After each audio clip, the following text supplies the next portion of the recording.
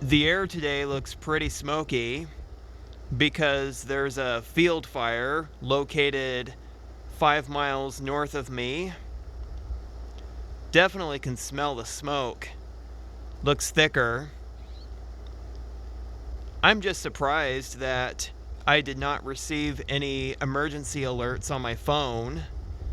But yeah, this is a reminder that summer season, when it's hot and dry, is the season to be fire ready.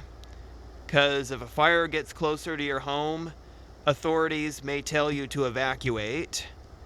But I'm pretty sure, I'm not totally sure if the people closer to where that fire is being evacuated. But I'm still keeping an eye on it. Please pray for me and for my family. Yeah, and I'm hearing sirens in the background.